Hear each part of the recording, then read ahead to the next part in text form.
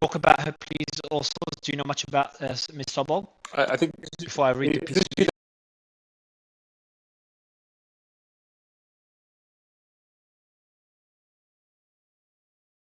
The Russian opposition movement. So she said the following: urged to, it's pretty extreme, extinguish Putin, taking advantage of Prigozhin's rebellion. She turned to adult men with resources. Extinguish Putin right now. Hand him over to The Hague, where he will be dealt with humanely. Where is she located? Siloviki, FSB.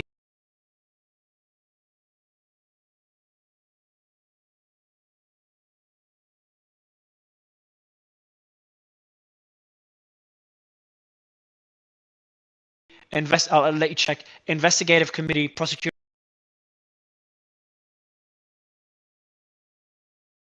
Sold for 200 rubles. How much is the dollar in rubles according to the exchange? Did you say 200 rubles per dollar? Okay, yeah, it's 84 rubles. Well, according to Moldova, Libera, and some exchanges in Moscow, it's being traded for 200 rubles. Jesus, that's There's wow. so many things happening. We're not able to. Are, I don't have. Look, guys, I don't have enough team members to verify the speed in which all this is coming, especially not on a weekend. But I'm just reading out and saying where it's coming from. Also, so you're trying to help, trying your best to help. So the team said in the chats of Belgorod calls for some kind of flash bomb in support of PMC Wagner begun to spread. I'm just seeing a lot of ribbons, some sort of movement to spread in support of Wagner, which is just a red ribbon around the wrist. So just nothing too exciting. I do want to go back to the panel. Actually, that's key, Mario. That's actually very important because that's important that red might be an identifier. Right, because one of the issues we run into is how do you identify? So it's Wagner, and that's actually to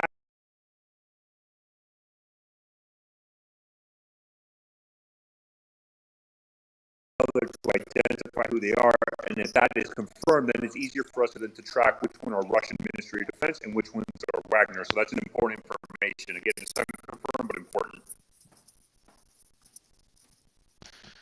All right. All right, I'm going to go to the panel just to give the team members a bit more time to verify all the information. We've literally got like 8 people verifying the news right now, and there's just too much coming on. So let's just give us some time. Colonel, I'll love you to give us your thoughts on what we've read so far. Yeah, so Mario, it's interesting that you talk about the potential for a negotiation, and I realize that there's excitement about that, but I have to be honest, if I was in Putin's shoes, I'd probably do the same thing. What a negotiation does is it buys you time. And the one thing this thing's moving so fast, he wants to try and slow it down. He wants to try and get his, the Chechen forces more in place. He'd like to get to that air tasking order cycle that I said, it's going to take a couple hours to get airplanes in the air where you're really going to start flying them. So the idea of a negotiation is not a bad tactic on Putin's But Colonel, isn't that another error by Putin? Should he have not done that so rather than go so aggressive in his speech earlier this morning, should he have done a more tamer speech, tried to negotiate, and then when he's got his forces in place, then try and take Putin out? Like, even that, do you think that was a misstep based on... I disagree with that. Situation about negotiations is right. Sorry, go ahead. Yeah, so I would disagree. On the convoy earlier that we saw, a number of Wagner vehicles taken out by Russian forces. That was like a warning strike. It's like, hey, we'll do more of this. We'll blow up more of your guys unless you start talking to us. And that could possibly be the situation where they dealt a warning blow, and now it's like, okay, let's have a conversation. You don't have to die with Prigozhin. No, I think I disagree. I think Solomon's right, and I'll tell you why I think he's right. When Prigozhin came out, he literally gave Putin a pass, right? He said that Putin was not being informed by his Minister of Defense and his Chief of Defense on what was going on. They were withholding evidence from the president, and that was a pass. Suleiman, I'm with you. I dropped my jaw when that speech was that bold. I really thought there was a chance where Gerasimov and Shoigu were just going to be kicked to the curb.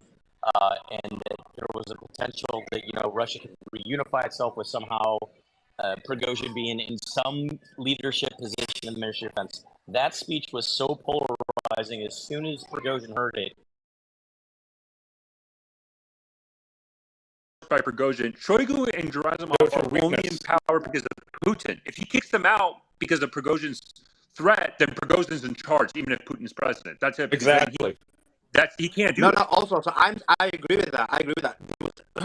Any other form of speech he did would have shown some form of immediate weakness. I'm saying if he gave this veneer of Billy kowtowing to Prigozhin, and then you put yourself in a situation where you can put your forces in place, you can even try and get Prigozhin arrested, you can make a number of moves. Now what's happened is he's gone in hard, and it looks like, based on what everybody's saying, he hasn't even got the backup in terms of in Moscow to even have some kind of decent. Well, that would be we're getting right? He can't do that. He has to deal with traitors. Hold on, guys. Everyone, hold on. Also, there's breaking news this week. There's videos coming out right now of Wagner forces really walking into stores in Rosanov, just buying supplies, they're just in stores buying whatever material they want, food, etc. And I think it's clear as day right now. If there's any doubt, and I think there wasn't at this point, but now they have absolute control. The videos coming out from that area clearly show it. Sorry, go ahead, Ian. I was saying that, he can't show weakness, and he also has to keep in mind that, he represents the Russian people, and what this represents, right? The Wagner's insurrection, it's a betrayal of the Russian people. It's not just a betrayal of Putin, it's a betrayal of the Russian people, because they have gone against everything that they stand for. I mean, they're supposed to stand for Russia, and here they are, fighting against Russians.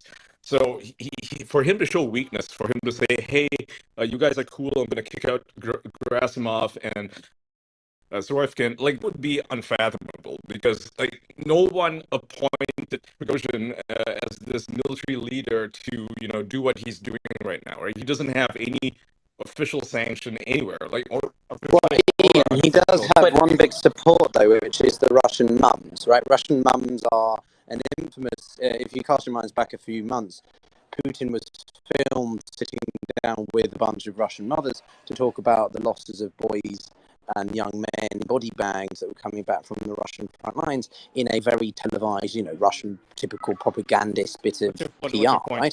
So, my point is that he is going to be quite popular among certain members of the Russian population. Also, you gotta press your mute all when there's breaking news. Go ahead, I mean, look, Mario, we got over 100,000. Another Russian helicopter was apparently shot down. I think that now makes 7 Russian helicopters shot down, and then 1 IL, possibly 22 communication platform. So that's 8 aircraft have been shot down in less than 12 hours. I think this is the biggest loss of the Russian Air Force since the beginning of this invasion right now, in less than 12 hours, all done and executed by. We also have a report and a video. The military is mining bridges across the Oka, a local residence around Moscow. So there's mines being placed by the Russian military to slow down the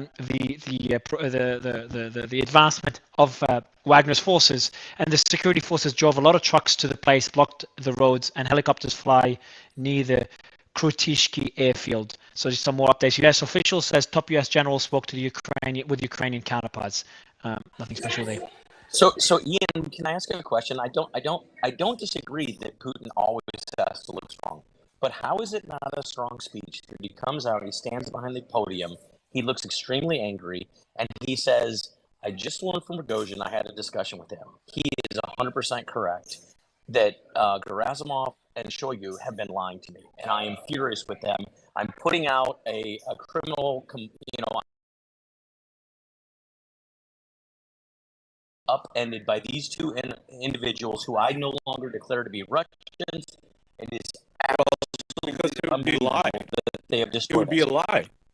Dude, the guy tells lies all the time. No. Let's fucking There's be honest. literally so blatant a lie that no one would buy it. It's ridiculous. Like, he's not going to throw his own generals under the bus. Little Green Men. Little Green Dude, Men was like- a ridiculous lie. No one in the world believed that Okay, either. Little And then Green a Man, couple whatever. months, a year later, he laughed about it. You're trying to make like, well, Putin's just going to blatantly lie to the public and say that the people that he commanded, does. that he ordered to like the people directly under his control have been lying to him. So how stupid is this guy? No, he's not going to do that. That's ridiculous. No way. He's going to look weak in front of the army. That's the problem he has, which is why he's deploying Chechen troops. And the reason why Wagner has probably stopped entering or moving. Their trip to Moscow, that army units were just going to roll in behind them, because it's obvious that, general soldiers, those that are fighting, they identify with him and seem to be more loyal to him than they are to Putin. So again, I come back to this piece about Rostov-on-Don, which is where this is where he will be stopped. This is where Putin can seize back control. If he loses that, then all he can do is buy time before more of the army units get behind Prigozhin and Wagner, and obviously the Chechen forces, which I think only number about 10,000, become overwhelmed. Go ahead, Alex, and then Elijah. Elijah, you've been waiting for a while. Maybe go Elijah first, just for balance, and then we'll go to Alex. No problem. Yeah, it is interesting, some of the language that's been used by some of the speakers here that show sort of an already slanted bias towards Putin, which I understand many Westerners have, calling this an invasion, using the phrase from the start of the invasion, or, the accusations of lies. I mean, we're talking about geopolitics, where if you can point to me a leader that doesn't work in some frame of deception or dishonesty, then I would say that you're probably not pointing me to a leader, because that's what they do, right? They work with information war. But with what's happening here, I mean, you cannot tell me by any means that Putin would be so ill-informed and so cut off from his top advisors that he wouldn't have some understanding of what was about to occur. And, even if we're talking about, it's in the moment, a 24-hour warning, I mean, even, deploying these foreign-based mercs in response already sets a barrier of separation. Like I mentioned, he calls this a special military operation. And while many people, like to say he's evil for that, then you'd have to stand against the United States government, which has waged many special military operations in the last several decades. Putin's goal is not to wipe out fellow Russians. His goal is not to wage war with fellow Russians. His war is with it's not with anyone. It's the securing of his own statehood in his country. And so, when there's a variable that's thrown in like that, to tell the truth, especially, in America or with Russia, we're kind of like trying to draw on conclusions, and we kind of sound foolish, because really, Putin is not acting for very clear and obvious reasons, right? This is not part of his mission. He's been very clear and led his operatives in operation of what he's trying to accomplish, and it's not to go to war with mercenaries of Russian descent or Russian cooperation. And so, delaying conflict is going to be the number one goal, and he's going to try to continue his operation or special operation in Ukraine, and he's continued to want to end this war. Russia wants to end this war. Putin wants the war to stop. It's the West that wants it to continue. So it's not like he then wants to export the war further onto domestic soil and continue to wage it specifically in the capital. And so, like, this idea, I'll end here, of just, constantly predicting that, Putin is just this genocidal, insane leader that's much different than any of these other leaders in NATO or in the United States in general, is just absurd, because realistically, he's been clear on his objectives, and we have to take a leader at their word unless he's shown differently, and he hasn't, and this doesn't show any difference. So I don't think he's going to act and just start killing his own people unless he's exhausted every other resource, or else he defeats his entire initial purpose. Yeah, but nobody disagrees with what you're saying. That's exactly what everybody's been saying.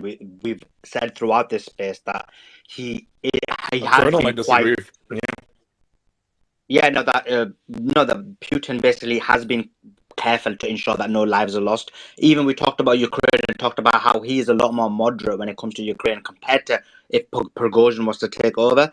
In addition to that, yes, what we've been doing on the spaces, there's been some level of speculation that there will be in this scenario, but we've been reporting what the news we've got. We've told when it's unverified and when it's verified, and more importantly, we've talked about the various angles that this basically Coup can take.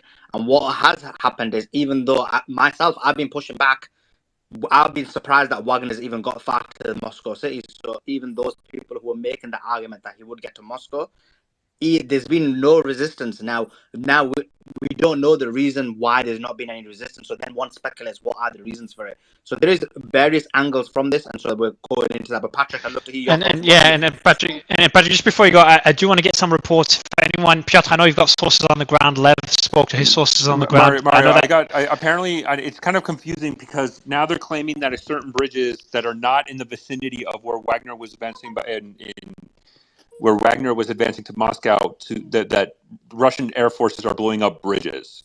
So, and there's videos of it, but it's hard to really specify if it's true or not, because that same video that was published, claiming of blowing up bridges. Time, we do want some reports, especially from anyone on the ground. We will be getting, we have limited internet connections in many parts of Russia, many parts of Moscow. That was even reported by Russian media. So it's been hard to get some information, and some information has been slow as well. But Patrick, would love to get your thoughts. Yeah, just this notion that, Putin is fully informed and he knows what he's doing. This is the guy who sent in 8 mutually unsupported thrusts into Ukraine and dropped airborne over the capital because he believed they wouldn't fight without first suppressing air defenses. This guy's been a victim either of his own hubris or of what he's been told since day one. There's no reason to think he hasn't pushed his own people much further than they were willing to go, because he thought they would keep following orders. Prigozhin or Putin? You lost me. Prigozhin or Putin, dude? Putin has led his own people into a slaughterhouse, and frankly, it seems to me that they're fed up with it. I mean, that's Prigozhin's rap. He sounds like, disgruntled Tsarist soldiers from 1917, for God's sake.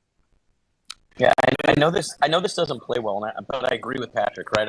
I've watched Prigozhin for the last 6 months, and look, I'm no one's going to claim that I'm supportive of Russia, but I'll tell you, he comes far closer to obeying the laws of armed conflict and the Geneva Convention than the Russian forces. He's a freedom fighter now. Is this how we're going to paint this narrative? No, hold on. No, that's not what I'm saying. Listen to me, Ian. Jesus Christ, man. What I'm saying is he actually did prisoner swaps. Colonel, can I just provide some news? Sorry. Let me just, and then I'll push it to you. I just wanted to provide something. I think this is also important. So President of Ukraine, Volodymyr Zelensky, said the following, quote, "Today the world saw that the masters of Russia do not control anything, nothing at all, just complete chaos. The world should not be afraid. We know what protects us, only our unity." And then we got videos of large numbers of trucks going to block roads to Moscow. It's kind of like dump trucks and fire trucks, it looks like, or dump trucks and garbage trucks going down there. It's a significantly large convoy. And then also the president of Kazakhstan will hold an unscheduled meeting of the Security Council tomorrow. We'll hear reports from law enforcement agencies on the situation in Russia. Okay, go ahead, Colonel. Sorry. Thanks. He buried his forces with honors and dignity. I mean, there's pictures all over the place of his forces being buried and taken care of. He's accounted for his people correctly. He's actually paying off family members of those that are deceased in contracts that he had made with them. So it's not about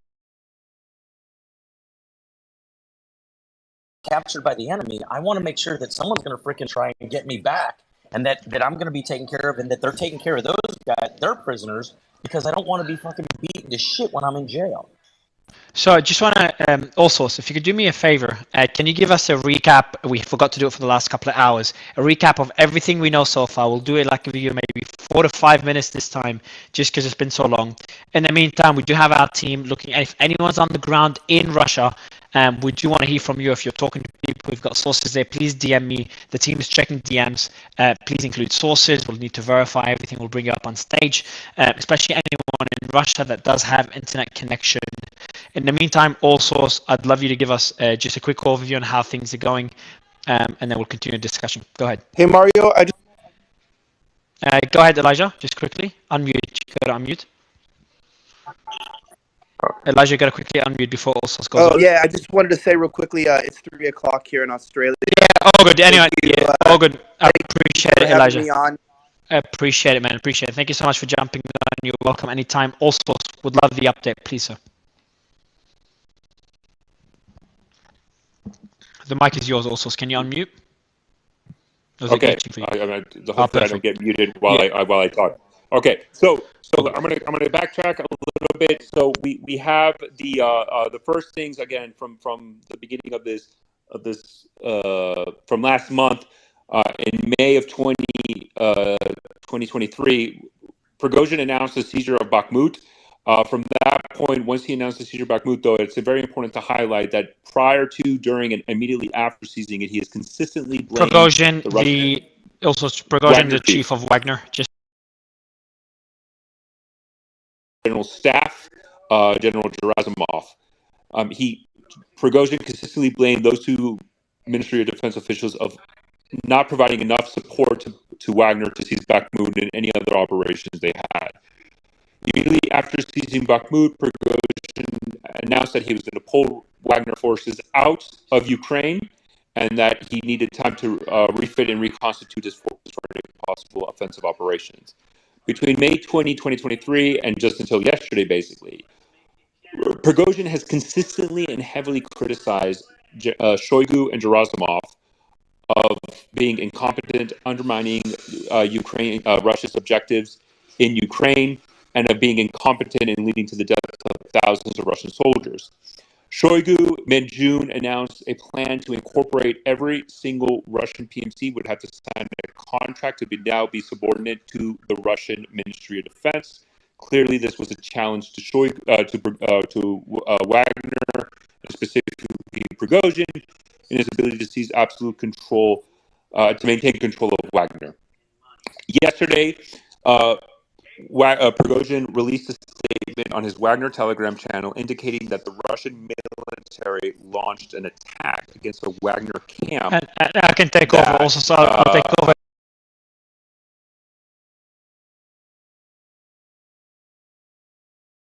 Back. So we've got Prigozhin, the head of the Russian mercenary group Wagner. He accused Russia of bombing his military sites in Ukraine. So it was near Bakhmut. So he said that the bombing, and I remember we were preparing for the Imran Khan interview we did, I don't know how many, probably yesterday, I don't know how many hours ago.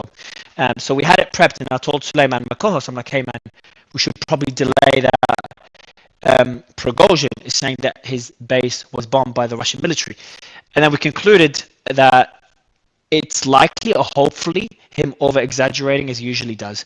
Despite the Russian military defense claiming that there is no truth to his claim, Prigozhin said that 25,000 mercenaries would take part in a military coup organized by him. It was yesterday. I'm not keeping track of the time. It's been a while. I haven't slept. Those who destroyed our guys today, who destroyed tens of thousands of lives of Russian soldiers, will be punished. That's what Prigozhin said. Now, initially, it was nothing targeted at Putin, but our concerns where he was focusing on the on Putin's higher ups, people that we're hearing this. I remember we're hearing this as we start interviewing Mr. Khan, the Pakistani Prime Minister. Igor Girkin, ex-Russian Federal Security Service, has stated, quote, the military coup attempt has begun. That was the first reference when we got that message of a military coup taking place. It took me a while to call this a coup. Eventually decided to do so. Multiple sources were claiming back then that emergency statements being prepared by Russia's Ministry of Defense. Other sources were claiming that Russian National Guard is on alert, so started getting concerned. Prigozhin sent an audio message saying details start emerging. The Ministry of Defense urgently arrived to Rostov in order to conduct an operation to destroy Wagner. saying that they've used artillery and helicopter pilots covertly to destroy us. Some people say that was might have been an assassination attempt against Prigozhin, but we just don't know. And then the tension started rising, and then we just saw sudden movement by Wagner, and we saw them get into Russian territory very, very quickly. And then they started approaching Rostov in the southern district. By the way, also, if I get anything wrong, do let me know. And I remember me and Ossos were talking as soon as they entered Rostov Oblast, the state, with no resistance. We're sitting there talking about it, and suddenly there's reports of tanks around the headquarters, the southern district headquarters, between Prigozhin, between Wagner, and the southern district, which is about a quarter to a fifth of the Russian military. And he took over the command center of the Russian military in Ukraine, which is the majority of the military. And obviously, since then, we've just seen constant movements by Wagner towards Voronezh. And again, they got there pretty quickly. We saw a few clashes then. And then Putin gave a speech. And I'll read a few highlights of the speech for anyone that didn't hear it. And we're almost up to where we are today, where we are now. He said, Russia is waging a hard fight for its future. The troops are fighting heroically. The fate of our people is now being decided. That's Putin's speech. I don't know how long ago anymore. The authorities will now allow a split in Russia to repeat. We face betrayal. Exorbitant ambitions led to treason against Russia. Any unrest in a mortal threat. So it's very, very aggressive words. And he did say any internal unrest is a mortal threat to the state. I think that's one of the more extreme terms he's used. And after that, Prigozhin responded, naming Putin essentially as an enemy, and they're moving towards Moscow. And that's where we are today. And the move towards Moscow, it went a lot faster than we all expected. And we've had reports.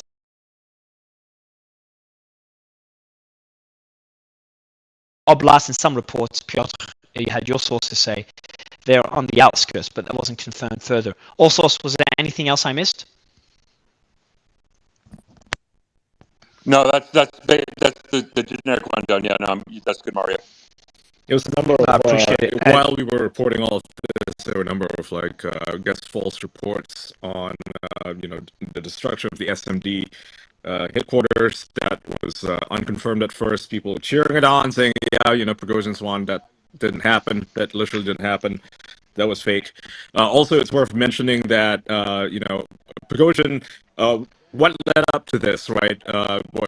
Months ago, he was claiming that he was having munitions shortages in Ukraine.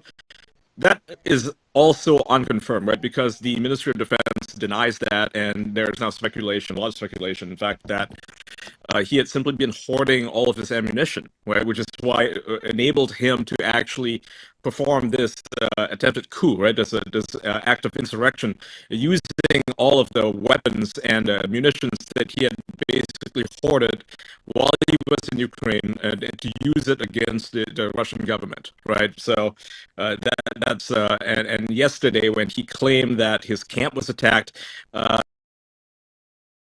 have been faked, right? Because it looked like a really low quality production. It didn't look like, like what he had claimed. He claimed that his whole camp got blown up by, MOD. It seemed very unlikely that they would do such a thing, right? I think that was he used that as a precursor to launch this attack, this act of armed insurrection on the Russian government under the false pretenses, claiming that look, our people they're traitors to us, they're killing us all on the battlefield, and they're not only are they cutting us off from weapons that we desperately need, so we're going to take matters into our own hands. I think. We had a lot of, some speculation yesterday that Prigozhin, he has been put in a hard spot, right? Because although he made his name in Bakhmut, his claims was that the counteroffensive, that when Ukrainians did the counterattack, Russians would not be able to resist it at all, right? That it would simply crumble, and Sorokin proved him wrong, right?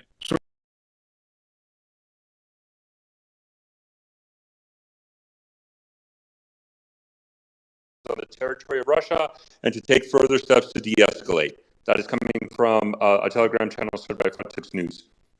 I'll read out the message from the press service of the President of the Republic of Belarus. This is a very important development, a positive development.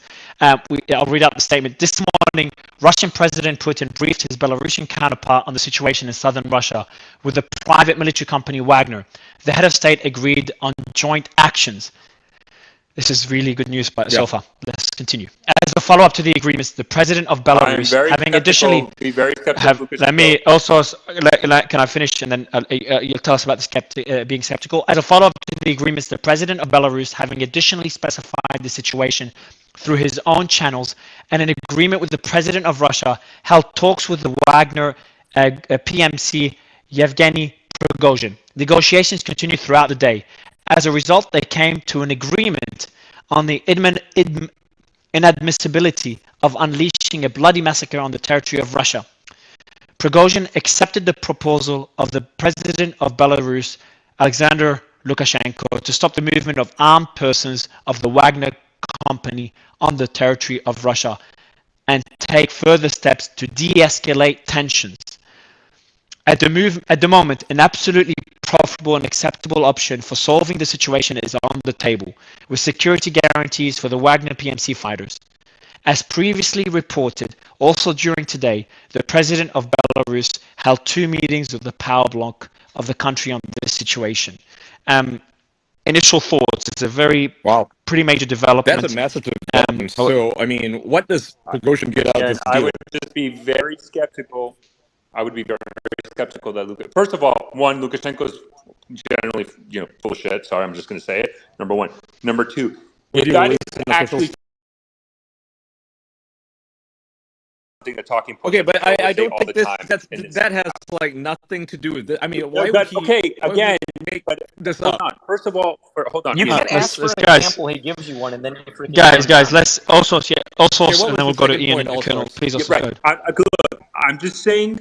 Look, I'm just saying I'm extremely skeptical of any claims by Lukashenko. But if this would align, just quickly, sorry, this would align this would align with Russian Telegram reports that the Wagner convoy heading to Moscow has stopped.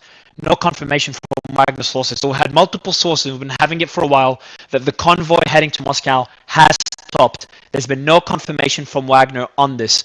So this is a very positive development that I'm not going to say the coup has halted or stopped, but it is a positive development. I think this is the first positive development we've had probably since the coup began. That's the first positive development. My question here, assuming it's valid. Assuming it's valid, and I'm assuming that it is. I have no reason to believe otherwise.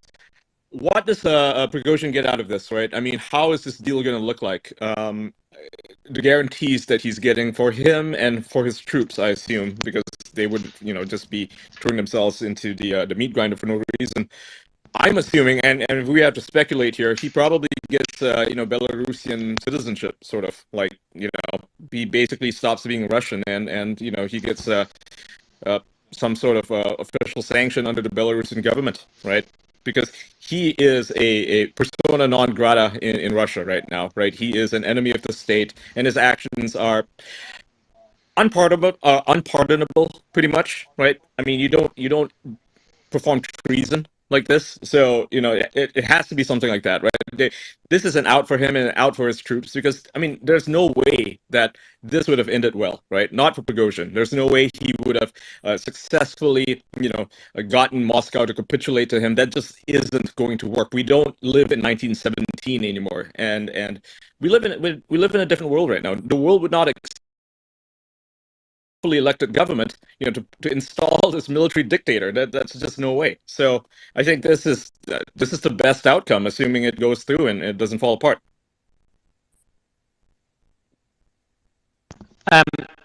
I'm just inviting someone from the ground. We are getting more reports. It seems this is accurate.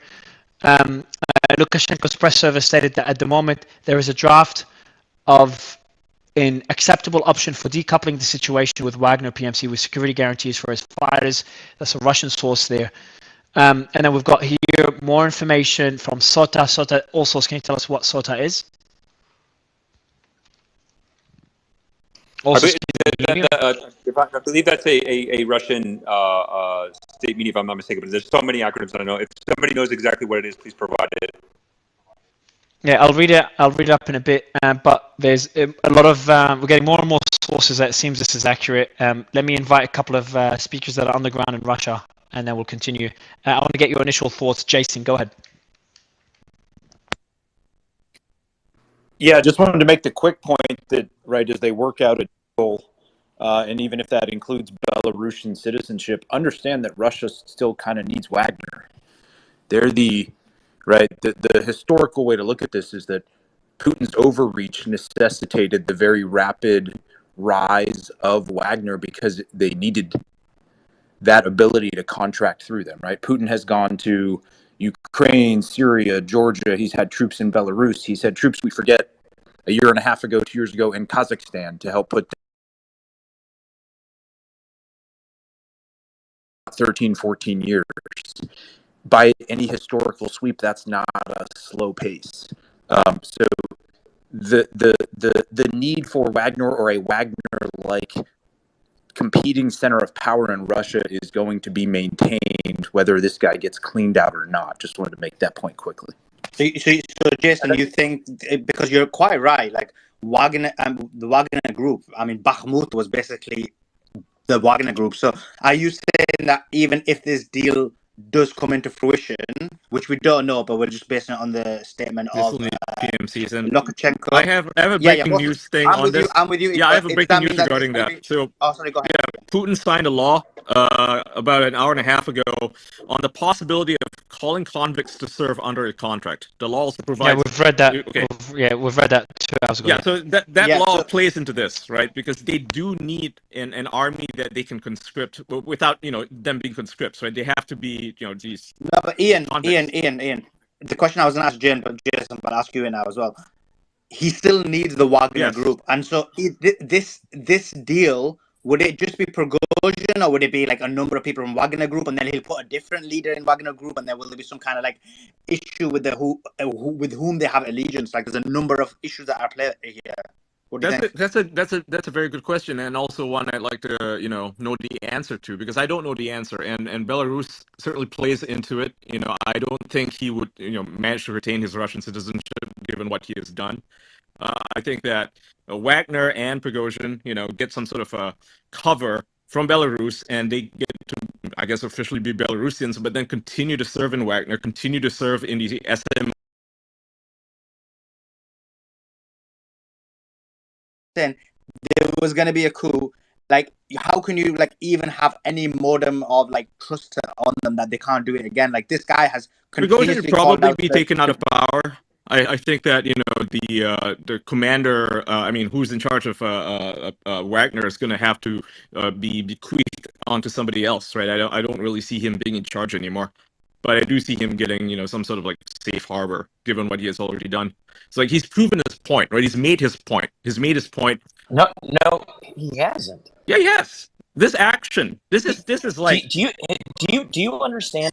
What do you want him to do? Raise Moscow? No, he wants. You expect a guy like Prigozhin to literally just go, "Oh, hey, Belarusian citizenship.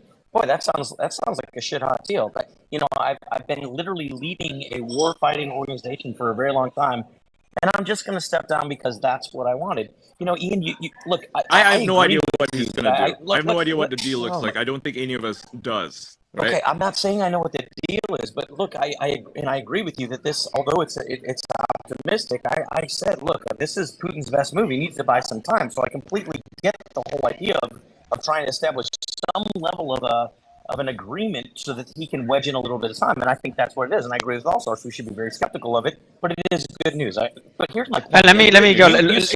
Yeah, guys, let me just go. I want to go get an update on the markets. Wahid, how are the markets reacting to this? I always like to look at the markets to see what the general consensus is. Wahid. Yeah, I don't think they know yet, right? So at the beginning of the day, like I said, the spread betting markets, the weekend markets, which is the DAX, the Hang Seng,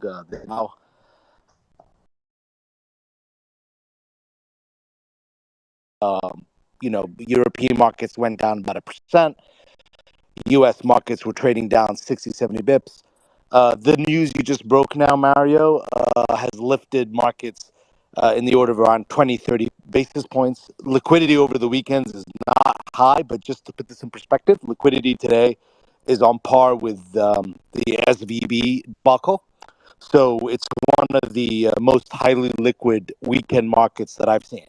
So it's a pretty good indicator. I think the bearish view was, you're damned if you do, you're damned if you don't. If Wagner wins, then it's, there's chaos and civil war and all this. And if Putin wins, then the geopolitical risks continue, because then he'll be more emboldened and probably will be a lot more aggressive. So I think the read on the markets was not, at the beginning was, hey, Germany benefits because Germany is the most levered market in the weekends to a solution in Ukraine. And now they're saying, you know what, it's murky. It's probably bad news either way. But markets did lift in the last 20 minutes. The markets can't really move because it's the weekend, right? Guys, I mean, it's the weekend. They're closed. So I just want to provide an important, I think, just before we take too much credence. One, we have not heard anything from official Wagner channels, nothing at all, or a statement from Prigozhin confirming Lukashenko's statement. So that's number one. And number two, if you look at Wagner Telegram channel, up to this point, has been consistently saying the same message. We are going to finish this. We're going to fight, and we're going to finish this. Like we are gun ho. We're on a war path. So in a way, and Russian media propaganda point of view, I would believe this a lot more if we get an official statement from Prigozhin or Wagner Telegram channel confirming this. And I think that is more important rather than just taking Lukashenko at his word. Yeah, I know. I think all sources correct. Sorry, I've been waiting for just a bit. And my phone's about to die. We've been on there for a few hours. I want to thank all of you for hosting this, folks on the panel, everybody else who's listening, and also to Elon and the team at Twitter for keeping this up and running with over 100,000 people on here. I'm a tech exec during the day. This is not easy, so thank you for that. The last piece that I will kind of leave you with this is I completely agree with all sources. Until we hear this from Prigozhin or from Putin, I would take all this with a grain of salt from Lukashenko, just given his history here. So if we go off what's known, as we just mentioned before, just to finish that summary that came, reports of a column of about 5,000 forces, that composition's unknown at this point, headed north towards Moscow. About 2 hours south was the last report somewhere in the oblast. Reports of about 8 Russian military helicopters shot down, still not confirmed, but there is video, circulating around that's happening. Certainly not enough to take the capital. Level of support from within the government's unknown, so we still don't really know how this is going to play out. The last piece I want to touch on is the reports that were mentioned from TASS about this being a counterterrorism operation. For those of you who are listening and trying to figure out fact from fiction, you need to consider the source and figure out who the target audience is that source broadcasts to. That is a Russian state element that's now calling this a counterterrorism operation. They're not going to have any extra things to bring to bear other than what they're already trying to do. This is more of a domestic political audience that they're speaking to, letting them know that they're actually doing something about this and trying to cast Wagner as terrorists right now. It's also going to be very interesting to see how Prigozhin would have to walk back comments that were made about, actually plays out. Okay, so on the point about it being a counterterrorism... Guys, just 2 seconds, everyone, just 2 seconds. Guys, please, there's a lot of speakers. Tara, I know you're on the ground in Russia. You gave us an update earlier in Moscow. Are you there, Tara? Tara, you got to unmute bottom left corner. There seems to be a bit of a lag, so what I need to do what I did before. Can I just say okay, I see. Wait. I got a statement from Wagner, and I don't think it converts. I'm going to read this. This is coming from Wagner Telegram channel. I'm just going to read it verbatim. Today, along the route of PMC Wagner, all local emergency services continue to work in full and cooperated with the participants of the March of Justice. The ambulance service, the fire service worked. The employees of the Ministry of Internal Affairs continue to provide security. In case of need, they were provided with all kinds of assistance from PMC Wagner. In turn, local services and residents supported the movement of the columns. Logistics routes were not violated. The supply of shops and permits not disrupted. Thank you, Russia. And then they put hashtag Russia with Wagner. This was posted 4 minutes ago. So just quickly, I will need to do the reset. It's just that we are get a bit overloading. So if the space crashes, I'm doing the reset we did before. It worked before. If the space crashes, we'll restart it within 1 to 2 minutes right afterwards. Just a heads up. So I'll be doing the reset in a bit just because we have so many people. By the way. But yeah, go ahead, also. Yeah, and Tara, maybe in the meantime, Tara, Yeah. can we get an update on the situation in Moscow and what we know Yeah. so far? Okay, so right now what's happening is everything's quiet here in Moscow itself because they've imposed, I mean, a lot of people are being told to just stay in their apartments, to stay inside, you know, wherever they are. And I got an intelligence pretty good. It's a very good source that I got this from, who's usually right, but basically has negotiated them to stand down for now, and they're making some sort of agreement over Prigozhin. So the march should have happened like right now. Like right now, Prigozhin's troops should have been in Moscow. They're not. And so this negotiated is not permanent. This is just like a step towards like a de-escalation is what they're calling it. And just some breaking news, which adds to that. I think it's breaking news. It says Prigozhin published a new audio recording saying, "We turn our columns around and go back." So again, it adds to this statement by Lukashenko. It adds to the fact that the Wagner is no longer moving forward. It does look like, I know people are saying don't take it with a grain of salt, but again, we're trying to piece Suleiman, I think we got audio. I think we're getting audio from Prigozhin. I got to confirm it. I got to see if the guys who translate. Hold on. What they're saying, and now this is Prigozhin, and this I got to confirm this transcript. But he says, "quote: There were negotiations, but no deal." I'll see if I can get the exact translation of his audio, but he's saying that there was no deal yet. So what about this bit of the audio? Let me. Where it says, I'm resetting just around and go back. Yeah, so guys, both of you mentioned the sources. I will be resetting the space now for crashes. I'll be restarting again. It worked before. Let's see if it works. Just a reminder for everyone: go on my profile and go into the space if it does crash. I'll let you continue, guys. Sorry. All source and Suleiman, just on those two reports. Yeah. So the one I got is from it says SOTA. So again, it's a Telegram group, but also has to be able to give us. Moving forward, it does seem like there is some form of negotiation going on. Maybe there's no deal at the moment. That makes sense. They haven't got a concrete deal, but it does look like there is some form of negotiation going on. So again, that's something to take into consideration when you piece things together. That seems highly likely. Yeah, and they're calling it a de-escalation. That's it. They're not calling it a resolution. Just a de-escalation at this point. Yeah, it's worth pointing out that if they do want to have a proper deal, there would need to be signed and there need to be witnesses, right? It has to be done. All right, guys. So first the reset worked, so everything's fine, and we're still running the space. That's good. Reuters, Walmart just tweeted, and he DM'd me as well personally, saying this is from Reuters. Prigozhin in an audio message said, "To avoid bloodshed, we are returning our convoys to bases." Again, to avoid bloodshed, we are returning our convoys to bases. We are seeing de-escalation for the first time since all this started. We could have a peace deal. I don't know how that peace deal would look like, and who will have control of the government, of the Kremlin. I'll guess will be Putin. What you want to ask is what happens to Prigozhin, right? Don't ask exactly the Russian government, because the Russian government is fine. It's always been fine. It's never been under attack. Even Prigozhin didn't. I wouldn't go. Ian, I wouldn't go to the extreme. Come on. I would, Ian, because he never ever targeted Putin, right? Then obviously, go back. Ian, you were asleep. He did. Go check all that one back. Yeah, exactly. So Mario, I think we're getting conflicting reporting because and I think this is where we need to get somebody to translate the entire transcript. So maybe he is saying, "Hey, we're de-escalating," but Prigozhin has said now consistently on multiple Telegram channels affiliated with Wagner that says negotiations were unsuccessful. So the question then is, does that mean because negotiations were unsuccessful, we are going to continue?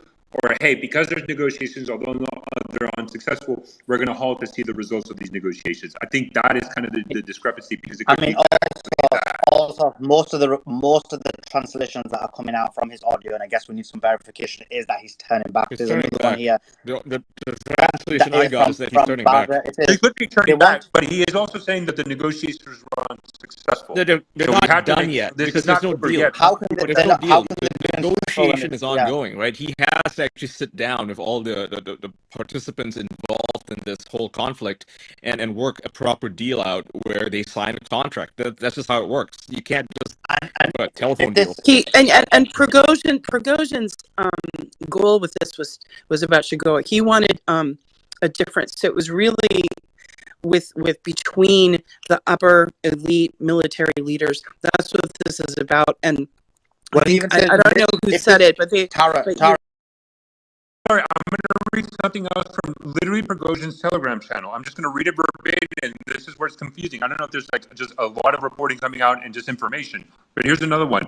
Specifically, he says, Prigozhin denies reports of agreement with Lukashenko.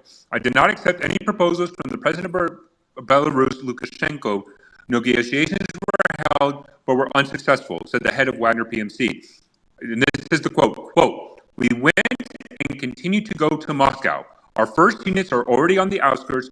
We are waiting for reinforcements, and we will go inside. And that is like literally from a Wagner Telegram channel with Prigozhin. All right. So while you guys interpret this, I do want to go to a tweet by President Zelensky, President of Ukraine, 3 minutes ago. We all remember how the head of Russia threatened the world in 2021. He had some ultimatums. He was trying to show a kind of strength. The year 2022 showed that he confused his illusions and the lies he was fed with strength. They showed all Russian bandits, mercenaries, oligarchs, and anyone else how easy it is to capture Russian cities and probably arsenals with weapons. Now, it is very important that no one in the world remains... Mario, I got to read something else from AP Wagner. So the AP Wagner Telegram channel that reports directly, this is AP Wagner. This is, quote, the state of Russia, right? The state has long ceased to exist. Putin deliberately destroyed all the institutions of statehood. Corruption has finished off the rest. The end of this feast of life is imminent. Undermining bridges will not stop, but is inevitable. Justice will prevail. And what he's saying about the bridges is because we're getting reports of Russian Air Force destroying This is not bridges. Prigozhin, This is from though. This is AP Wagner Telegram channel. This is not Prigozhin himself. AP Wagner. Yeah, so But that's not Prigozhin. That's fine, Prigozhin that's released an audio message, and I can read it here. It's very short. Yeah, I'm going to read it now, Ian. So he released an audio, says, and it's from Baza. So again, this is from a Telegram group, and he says, they wanted to disband Wagner PMC. Now the moment has come when blood can be shed. Therefore, understanding all the responsibility for that Russian blood will be shed on one of the sides, we turn our columns and leave in the opposite direction in the field camps, according to the plan. So this is Prigozhin's message, which is being translated, needs to be verified, but it's a translation, and he's saying the opposite also. But that's fine. We're getting very points. So a lot of this too is about money. Remember earlier when you were talking about the negotiations that Prigozhin had, he didn't get the $20 billion rubles that he wanted, Sorry, Tara, not dollars. Apologies. We do interrupt when there's like breaking news. Again, now from TASS, which is it's gone now. But anyway, sorry, continue. But it was the same point. But basically, a lot of this has to do with money, and you need to keep that in mind with Prigozhin. He is a mercenary. These are paid soldiers, and there was a failed contract that just happened that was 20 billion rubles. I missed the field camp. So again, we're getting similar translations, similar reporting about the same point about them turning back. Again, but the reason why he's not accepting, I think, that is because one of the terms was that Prigozhin be unconditionally surrender himself to the Russian state. So of course that probably wasn't what he wanted to do. So that's why they're saying it's a de-escalation. So anyway, that's. Yeah, I mean, but a lot of this has to do with money, so we need to again look back at what was going on with the exchange and the rejection by Prigozhin of the money and that kind of thing regarding all of this. one thing I want to say is what an incredible time to be witnessing history, and what an incredible job Mario, Suman, your entire team, All Stars have been doing. It's just an incredible job and an incredible service to the public to be able to share this moment in history all together. I believe what we're witnessing now is the beginning of the end of Putin's Russia as we know it, and we're watching, his entire That's no, no, source of his no. power. This is not. That's I no. believe so. It Let is me not just the finish my end of point out Putin's with you. Russia. No, this As we know it, no, as we know it. no. Not Not that it's really. the end Hi of Putin's guys, this Russia, is it's Russian the Market beginning of the speaking. end of If I Putin's may Russia just as we interrupt know you. it. I really do. Guys, let's go one by one. Let's go Russian markets, if you don't mind, guys. Russian markets. Started the whole fuss about it, this coup, and overnight everybody was talking about this. I didn't take it honestly too serious. It reminded me strongly of this Turkish coup in 2016. I even suspect it was in a way a little bit staged.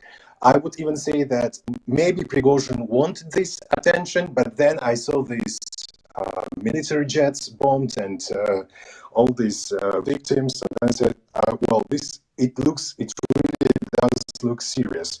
But now I'm not sure. I'm not sure if it is some sort of operation. We will maybe find out later on. And also this question about stock markets and ruble. Actually, the Russian market itself, it's actually cut from the world market, so there won't be any impact on Asian markets, on US markets, because we are quite isolated. I might see that there might be some spikes in oil futures for the crude oil, but generally I think we won't see any impact, and the whole story will be then forgotten in a week. I really think it is as you say, non-argument, just nothing. It's there's a whole fuss about it. It was made just huge how to say trouble for the whole Russian government, and also for Russian nation and people. We were quite worried for these hours, but now in the end, even we see Lukashenko, the hero who brings this peace to convince Prigozhin to bring back all the forces. I want to go just going to go through the reports again. So it does seem that based on the various reports, we do have a confirmation that Wagner is seeming to be turning the columns and going back to the field camps. It does seem that the coup, I'm not going to say it's over, but it's at least on pause for now. We're going to see what happens next. So that's just the latest updates we're getting. Mario, if I could just make my point. I understand fully. I'm not saying this is the end of Putin or end of Russia. I'm saying it's the end of Putin's Russia as we know it. We always knew Russia as a singular pole of power. Now what's starting to emerge is a multipolar Russia with multiple sources of power. This is something new, and this is a historical moment for us to be witnessing. We don't know how it's going to play out, but now we're looking at Lukashenko, Prigozhin, oligarchs. This is before there was one. Patrick, go ahead. I was just going to say, if this is accurate, if Putin is turning around, then the question you mean Wagner? Prigozhin. Sorry. Prigozhin. If he's turning around, the question you have to ask yourself is why? That's a good question. And that's one that I'm not hearing. They can't keep him out of Moscow with what they've got in the area. We know this. So why is he turning around? He hasn't achieved his stated objective. Gerasimov and Shoigu are still there. He hasn't deposed Putin. Why is he turning around? Hey Mario, sorry to because, interrupt, but I think it's not because a lot of people are getting booted out. I thought I was the only one. So... blithely urge us to believe. These are the same people that told us that modern conventional warfare was a thing of the past before February 24th, 2022. It's not. The Russians have been ruled by strongmen since time immemorial. That hasn't changed. If Prigozhin wanted Moscow, I think he could have taken it, maybe. So the question we have to ask, if he turns around, is why? And I'm not seeing any obvious answers to it. What happens to Prigozhin next? So I'm just reading out here. Prigozhin says it's over, according to Dmitry. I'll read out the quote. They were going to dismantle Wagner. We came out on 23rd of June to the March of Justice. In a day, we walked to nearly 200 kilometers away from Moscow. In this time, we do not spill a single drop of blood of our fighters. Now, the moment has come when blood may spill. That's why understanding the to say it. Okay. So we just need. So there's the audio of this. I am just telling you right now. From this is then there's a disconnect. If this reporting is true, if you track the AP Wagner and Wagner specific Telegram channels, this is also understand. Guys, out there. All right, so just guys, let's just keep it back to easy. But Vaughn, good to have you back. And also, I understand what you're mentioning, but I think it's good to verify that behind the scenes. According to all the sources, it's hold on again. It's according to all the sources, it seems to have ended. But look, it definitely keep verifying it in the background. Let's discuss it in the back channels, and then share it. I'm just going through. Austin Defender is awake now. He just posted 2 minutes ago. The leader of the Wagner PMC, Yevgeny Prigozhin, has confirmed that he has ordered his forces to begin to move back towards their field bases in southern Russia and eastern Ukraine, stating Wagner realizes all the responsibility. That's the best news we've heard. Oh, sorry, I've got everyone muted by accident. That's the best news we've heard. Von, Igor, I'd love to get your thoughts on what we just heard. Good to have you both back on the panel. Yeah, I just took a nap, woke up, and apparently it's over. No, okay, so not over, but it just happened literally about 30 minutes ago. Soon. It does seem like it's de-escalating. We don't know what's going to happen next, but it is fanboys in de-escalating. full cope right now on Telegram. I see them melting down. They're like, "No, this is not true. It's disinformation." Ian. Yes. I'm not talking about anybody on the panel. I'm talking Ian, about no, Ian. It's not about what you're saying. It's about just jumped in when Von was about to speak. That's all. Von, I'd love to get your thoughts on this, and then Igor. My thoughts on this are generally the same as they always are. This is why I like to wait to see how things play out and not speculate wildly. Not that anyone could have predicted that it would play out this way, but I'm just hoping that people maybe learned a valuable lesson about letting the speculation and imagination get the better of you before things finish playing out. This has also been reported by CNN as well. Everybody, because we're not on the ground, we're not talking to Prigozhin, we're not talking to Putin. So whenever some form of move is being made, it's what one does is analyzes what the impact of any statement is, what are the various angles of it, and that's Sully, you're right, but that's not what I'm saying.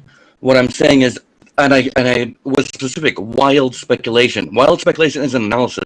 It's letting your imagination get the best of you and just going wild on a speculation train, which was happening for hours in here earlier. Let's be honest about that. I'm talking sober analysis. Good. All right, guys. Can you stop this whole back and forth? I was right. You are right. This is speculation. This is not speculation. It just gets a bit annoying. I'm trying to be patient about it. Can we just stick to what we know now and keep reporting what we know, what we don't know, and speculate on what could happen next? Mentioning what is speculation, what is not speculation. Igor, I want to go to you, and then I want to go back to Von again. Just to get the thoughts on. I know Von, you just woke up, so I'll let you read everything as well. Igor, we've seen heavy de-escalation. I think this is the first time in thoughts, Igor. Is it over? And what could happen next? And I know you've been covering it closely. Before Igor, before you comment, I do want to say this quickly. Igor, 1 second. I think he can't hear you, Osos. Go ahead, Osos. And Igor, I'll give you the mic right after. Go ahead, Osos. Hold on. Yeah. So I did notice. So in AP Wagner, one of the comments that is actually getting a lot of reactions and quote is from one of the Wagner guys saying, "End quote, I am breaking my contract." So I think that now we're starting to see the Wagner Telegram channel follow along these claims of Prigozhin's deal in negotiation with Lukashenko, and apparently a lot of Wagner guys are not happy about this. But I did just see that on Telegram that I wanted to share. Well, I appreciate you sharing that. Also, keep us posted. Igor, I'd love to get your thoughts. Igor, you got to unmute bottom left corner. Yeah. Oh my. So apparently, Tula governor in Russia, Alexei Dumin, was involved in the negotiations on behalf of the Kremlin with Prigozhin, and now he's saying to avoid bloodshed on either of the sides, he's doing this. There's a claim that the deal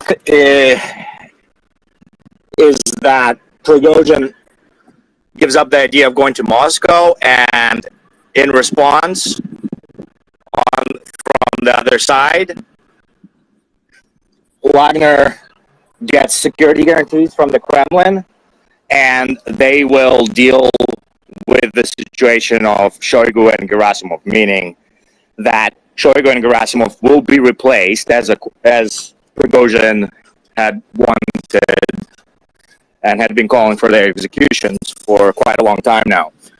What we have to look for is whether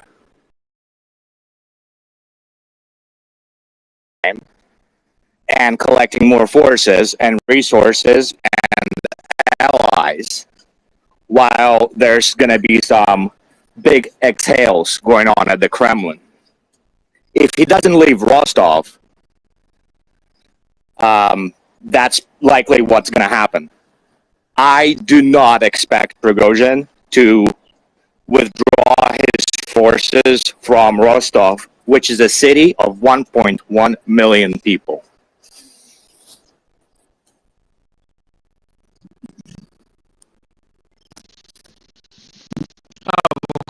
Here, one of our regular speakers says 100% agree with your statements there, Igor. I do want to get more feedback on the news we just saw. Piotr, Patrick, anyone else that wants to jump and just put your hand up? So Yeah, can I jump in on that? Yeah, Piotr, go on. Thanks a lot, buddy. Yeah, so I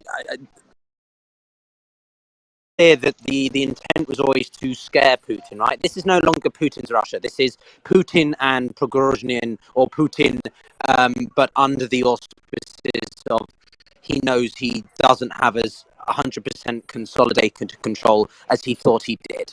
And I think Prigozhin always meant to do a bit of a feint, possibly because he always emphasized in his earlier statements late last night about the defense ministry. It was about Gerasimov, it was about Shoigu, it was never specifically about the Kremlin per se. So he wanted the defense ministry to be changed. He wanted the military structure of Russia to be changed.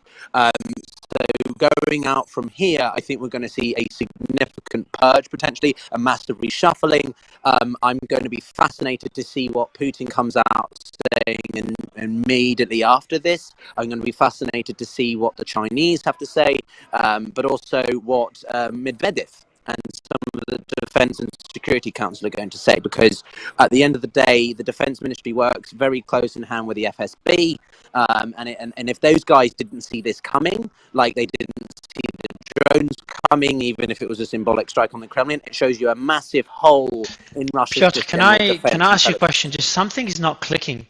The Putin and is going to repeat exactly itself. what happened, Mario. And then we saw Prigozhin right after Ian, after Piotr, but we saw them Prigozhin just mention Putin and just move militarily to Moscow. I'm glad to see what was happening, but I just don't understand what's going to happen next. Like, how would this look like? Would they go back to business as usual? Piotr, Patrick, and then Ian. So my 2 cents is that this was about I think the Wagner Group, or at least Prigozhin, had been planning something of this level. Maybe not this scale and this rapidity, but clearly I think that there was a degree of desire to force Putin to actually do something instead of, they've been making threats. Increasingly, Prigozhin has been making these very strong statements, words, and then it was time for action. So I am speculating here. I want to make that clear for everybody, but that's based on, previous examples that we important for the Russians or the Ukrainians. And so clearly Prigozhin is feeling resentful and frustrated by that, and he was like, right, okay, I'm going to show how incompetent and how capable we as a Wagner force can quickly take some of the most well-defended the question, I'll repeat the question again. But Sorry. What could happen next? That's okay. But what could happen next? Like, well, mate, I think what's going to happen next is Putin is going to. I don't think there's going to be a change in leadership. I think there's going to be a removal of certain actors in the defense ministry. I think that those people that came out very candidly and express their support for Putin will suddenly disappear, and I think that it's difficult to tell because we're not in the mind of Putin. What I will say, bottom line, and I'll pass over to you, is that this is a new Russia in the sense of Putin is not, he hasn't got both hands on the steering wheel anymore. There is someone else in the cockpit who is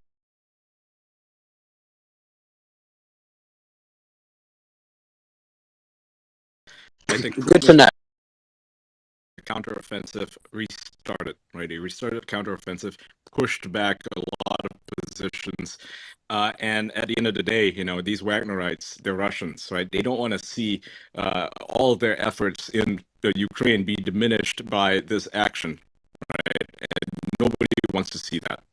That's not the goal. The goal is to strengthen Russia, and Prigozhin himself has been extremely clear that the SMO would continue even after all of this happens. Right. Well, I'm going to speculate now. I'm not in the mind of Putin, but I'm thinking like he plays chess, and right now he's going to consolidate his power. He's going to recognize all the failures of the Russian military and consolidate that under a more effective strategy. Like this is, if anything, it works out in favor of Putin.